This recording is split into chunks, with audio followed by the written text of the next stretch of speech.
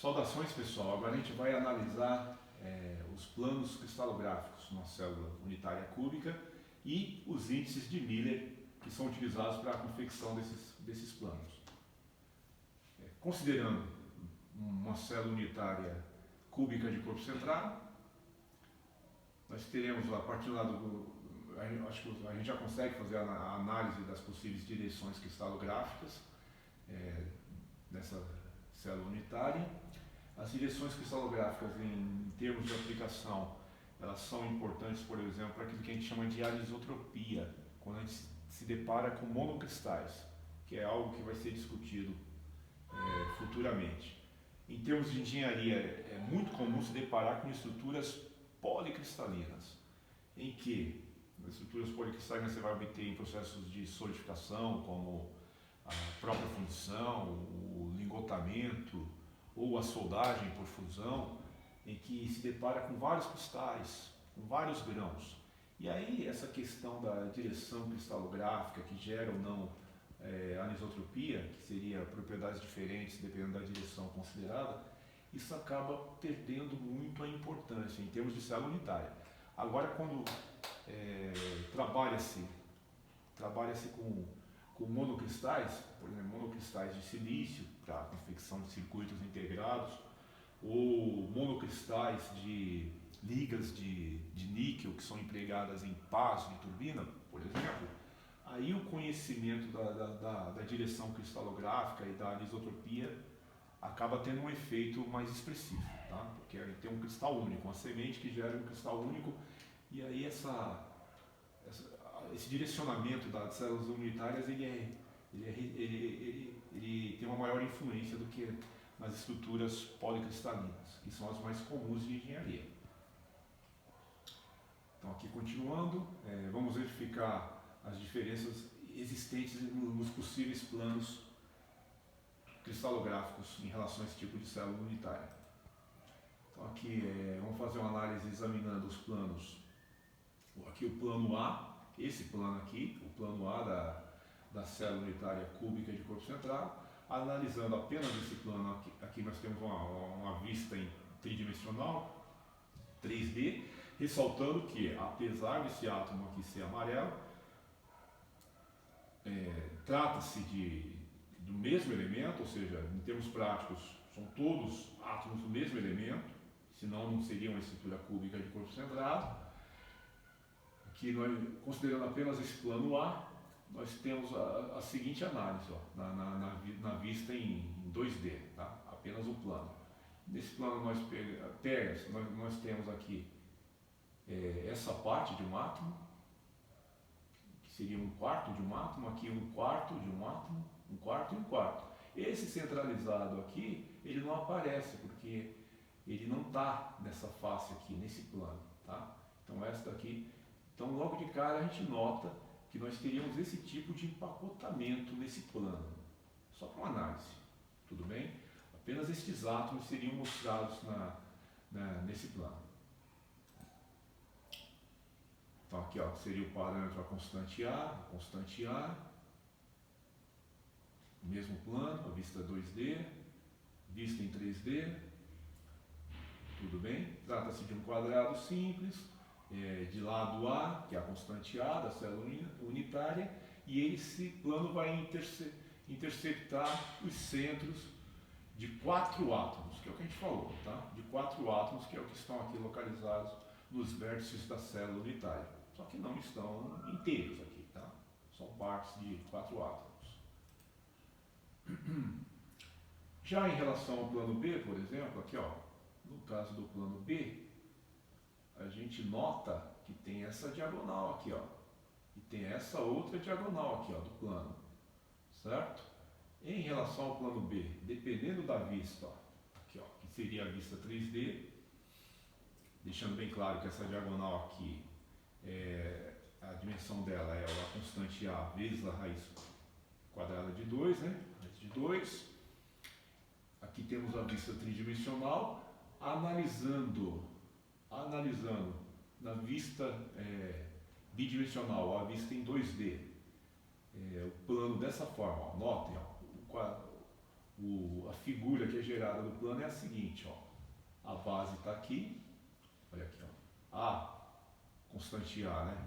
Vezes a raiz de 2, e aqui o parâmetro, a constante A. Nesse caso, ó, o plano, ó, que seria isso daqui, ó. Esse plano aqui intercepta 4 átomos nos vértices e ainda intercepta o átomo que está centralizado. Logo, ele vai aparecer no plano. Notem que para esse plano o empacotamento é maior. Então, aquilo que a gente chama de densidade planar. A densidade desse plano é superior à densidade planar do plano anterior. Esses conceitos de maior empacotamento de plano com maior densidade, de direções com maior densidade, a gente vai acabar abordando em imperfeições em sólidos, tá? Em relação a planos de escorregamento e de discordâncias, por exemplo. A gente vai comentar sobre isso, tá? Em princípio, ou seja, isso tem aplicação, tá? É importante esse conhecimento. Então, aqui já um outro plano, também é um plano, que é o plano C. Aqui a representação dele é em 3D, tridimensional. Notem que aqui ó, tem uma diagonal, tá? E todas vão ter o mesmo, apesar do A não aparecer aqui, ó, é a constante A vezes a raiz de 2, tá? Para todas essas dimensões que geram um plano. E aí, pegando o plano C, a vista do plano, tá? O plano, também a gente vai pegar partes. Esse plano ele acaba não pegando o átomo que está centralizado, ele não intercepta, tá? No corte vocês notam que vai pegar partes dos átomos que estão nos vértices do plano considerado. Tudo bem? Que seria esse daqui e esse daqui.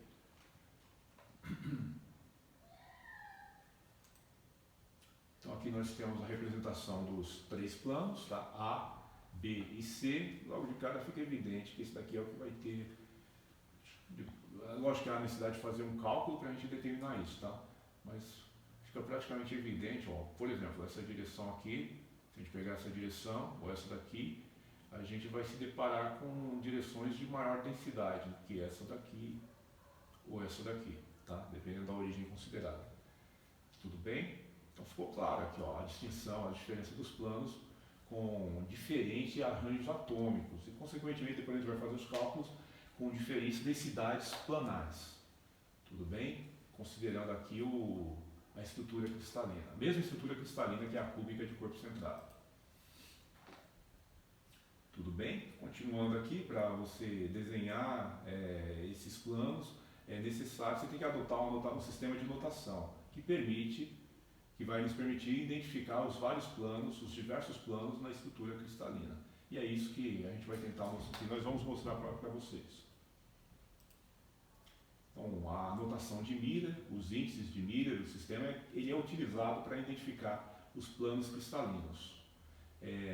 Notem, quando a gente trabalhava lá com direções, a gente se deparava lá com os índices e quando tinha fração a gente multiplicava por um fator comum que transformasse a menor fração no menor inteiro possível.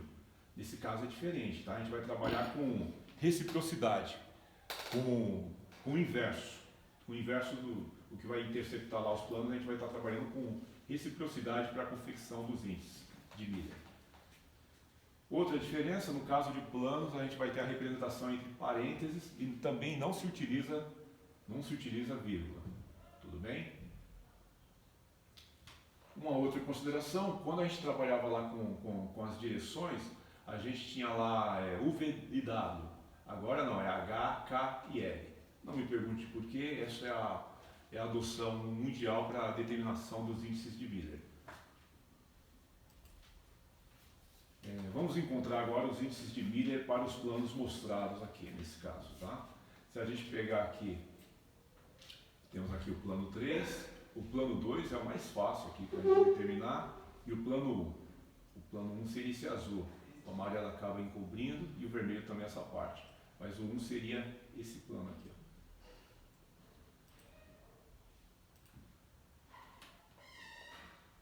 Então, o plano que é denominado número 1, a gente tem que analisar onde intercepta pegando também lá como origem a regra da mão direita, onde intercepta os respectivos eixos x, y e z. Por exemplo, em x, ó, a gente nota aqui a origem, o 0, 0, 0. O 0 para os três eixos vai interceptar em 1 positivo em x, intercepta em 1 positivo em y, intercepta em 1 positivo em z. Então nós teremos, a partir da origem, 1 em x, 1 inteiro, 1 em y, 1 inteiro, e 1 inteiro em z. Nesse caso, para ficar bem claro, em termos de representação dos índices, a gente tem que trabalhar com o inverso. Questão da reciprocidade, ou seja, o inverso dos interceptos. Ou seja, 1 dividido por 1, 1 dividido por 1, 1 dividido por 1. Então, em termos, nesse caso, a gente acaba trabalhando com o inteiro. Esse caso seria bem simples, para os três índices. Então, H1, K1 e L igual a 1. Então, nesse caso, a gente não se depara com frações. Então, o plano considerado é 1, 1 e 1 entre parênteses. Também não se utiliza vírgula.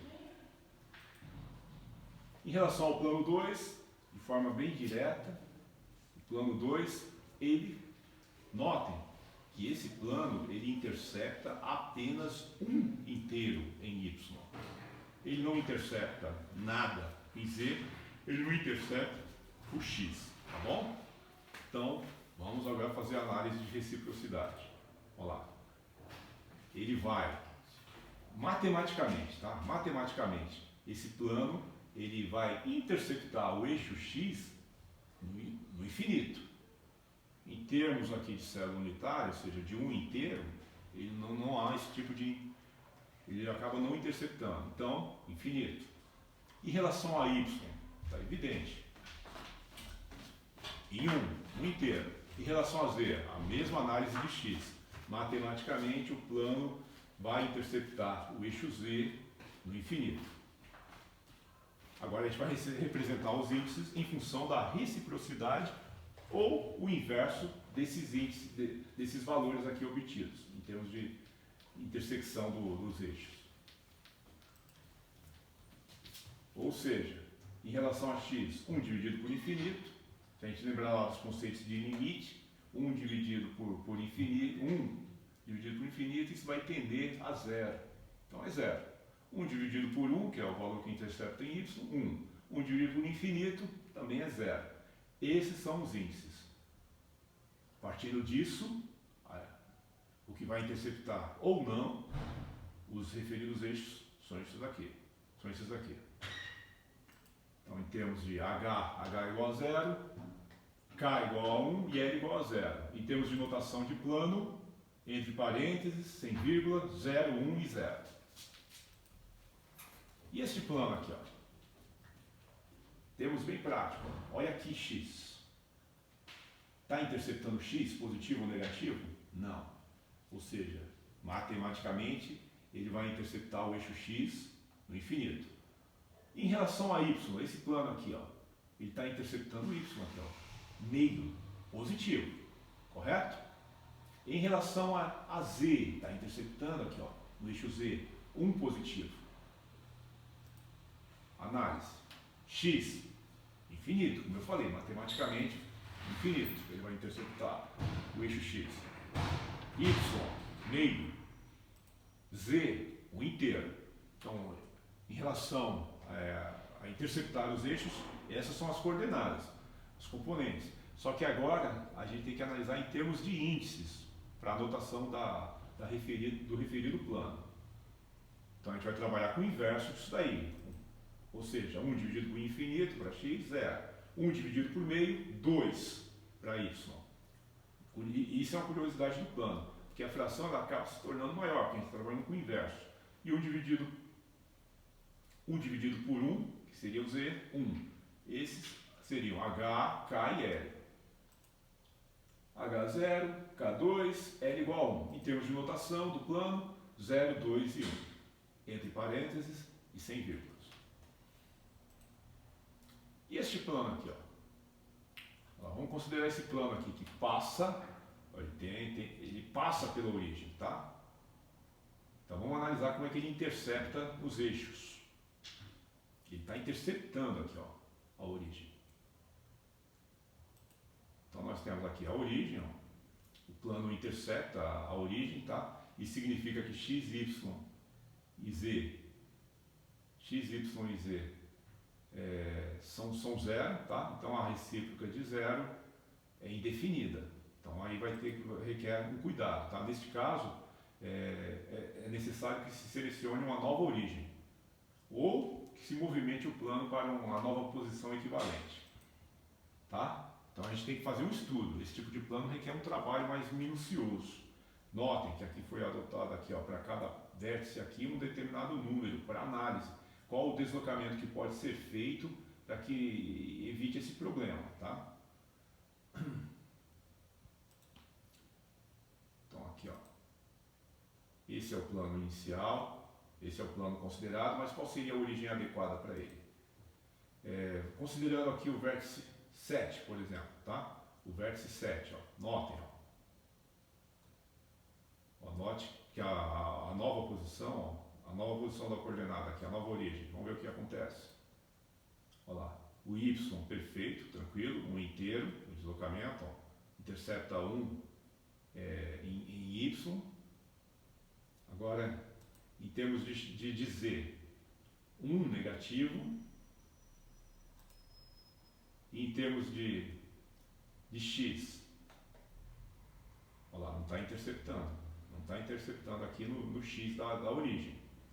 Correto?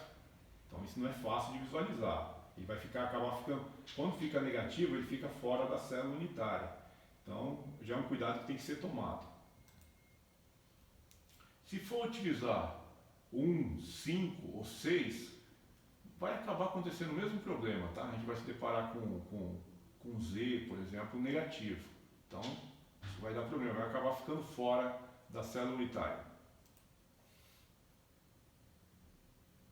Então nem 7, nem 6, nem 1 e 5 são adequados para esse tipo de análise. Aí o que é feito? Uma outra possibilidade é se a gente pegar a origem aqui, o 3, tá? Em termos de 3, olha que interessante. Aqui é a nova origem, o 0, 0, 0. Em relação ao eixo x, está interceptando em um positivo. Isso é bom, fica dentro da célula unitária. Em relação a y, está um negativo, mas também está ficando aqui dentro da célula unitária em função dessa nova origem. Em relação a z, um positivo, está subindo 1, interceptando 1 em 0. Então, ó, 0. O x é igual a 1, como já foi comentado, o y inteiro menos 1 e o z inteiro igual a 1. Tá? Trabalha-se com a reciprocidade dessas coordenadas, x, y e z, de forma respectiva, e a gente vai ter 1 para h, menos 1 para K e 1 para L. O plano, obedecendo a ordem HKL, é 1 barra sobreposta, porque é um negativo, e 1. Essa seria a notação do plano.